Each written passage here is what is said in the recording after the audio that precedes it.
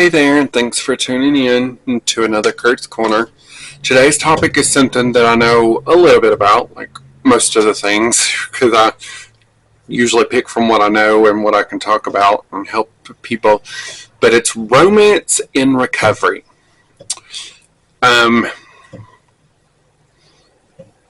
This is also just an opinion. Not everybody agrees with my opinion. There's the train again. Sorry, y'all, it comes through pretty much the same time every day. But it's romance in recovery, because a lot of times when you're a newbie at an AA meeting or a CMA meeting, or you're going through a recovery institution or a recovery program, like a year-long program, a lot of times it's easy to find connection with somebody else that we are in proximity to. But here's the thing. To have a healthy relationship, it requires some things. Sound mind, communication skills, trust, acceptance, and vulnerability.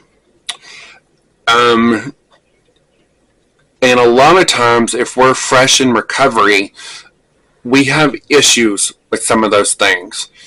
Prime example, I'll talk about myself because that's usually where I can get the most from it. But my addiction ended 5 years ago. 5 years ago this past April. And because of my addiction, there are some things that I have developed issues with. And I have chosen to be not in a relationship or have experiences with anybody because I have issues with being vulnerable. And a lot of my personal trauma comes from situations from addiction where I was too vulnerable, too wild, too crazy. And I'll say that. My own personal addiction, I was a little too crazy. And now I have some trauma that I have to work through in 2026. But if you are new in recovery, it's very... Because I remember the first time I went to a meeting, I got excited because there was somebody else there that liked some of the things that I like in present day Curtis land, and I started feeling a connection with. But I had to tell myself, we're both here to learn something because we both are in recovery and we both went through addiction. And keep in mind, here's a big preface for this whole conversation. It's freshly in recovery. And I'll explain more about that if I can remember. But I remember being at this meeting, having something in common, and I got all excited because I wasn't used to being around people who had similar interests like myself. And I was like, oh yay, another camping buddy, or whatever the case might be. But when you're fresh in recovery, you need to focus on yourself.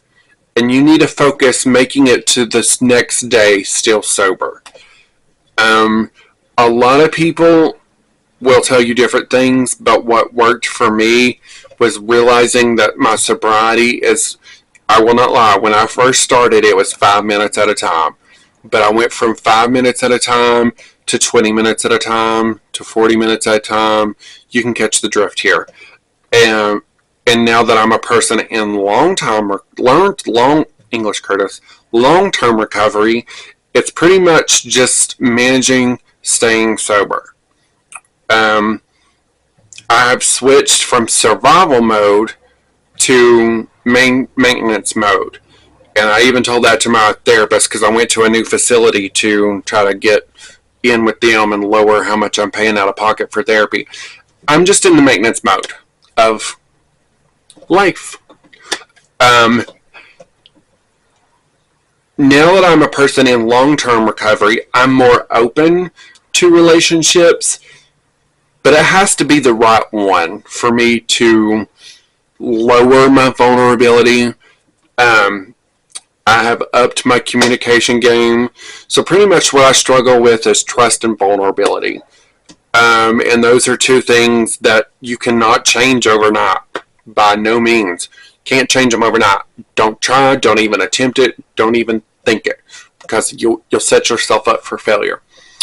But what you can do to start getting over trust and being more vulnerable is going to meetings. Being vulnerable. Share your story. I know a lot of meetings have a different format and do a different style each week. That's okay. Prime example, if you go to AA, 1 week should be Big Book, 12 and 12, and so forth. You still get an option to share after a segment. So I encourage those to share something, even if it's just how you're feeling in that moment relating to what has been said. In the outside world, I would say take that chance. If somebody wants to hang out that you don't know, take that chance, but make sure you're safe about it. Like, go to a coffee shop, have a coffee, go to a bowling alley, stuff like that. Around here, they've got a new thing coming up, and it's jelly ball or pickleball. Two different things. Jelly ball, think paintball, but with airsoft bubble dart thingy. They're not painful. It's literally a plastic ball filled with jelly, but you do it like paintball. Pickleball, don't ask me, don't have a clue, but it's something I'm learning and probably something I'm going to start doing myself. But I've been told pickleball's like tennis. But either way, those are good options for you to lower your vulnerability and start to trust somebody. That's what I need to do. If you are somebody who struggles with communication and how to get your feelings out, prime example, I'll use one of my friends. Hope he doesn't watch this, but we'll find out in a couple days after he does, if he does.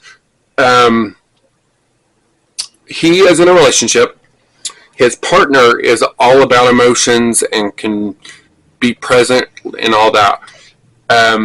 My friend, well, both of them are my friend, but friend A doesn't really express emotions at all. I think in the 12, 15 years that I've known him, I've seen him cry like twice, maybe. Never raises his voice, never does anything.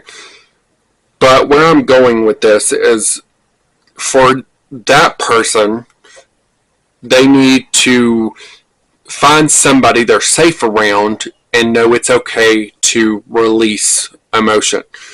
Now, I realize this is big work here. This is a big task. You're not going to achieve this overnight. So I suggest you start small and go from there.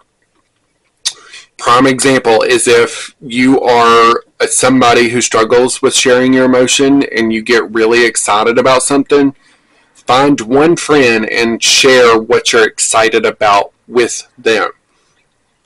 It may seem minuscule, and yes, it's an excitement moment, but I guarantee you, if you feel low or depressed again, going to the same friend you shared excitement with will be less scary than going to somebody new and trying to explain to them why you're scared and depressed.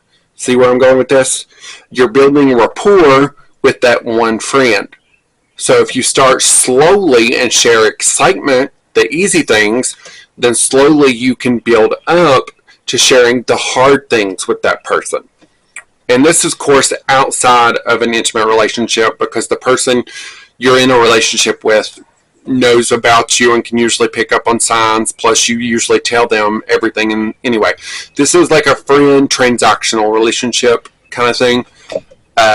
That's another good topic, transactional relationships. Anyway, start small, because when you start small and get those little victories, you will be comfortable going for the fence and swinging for those big victories.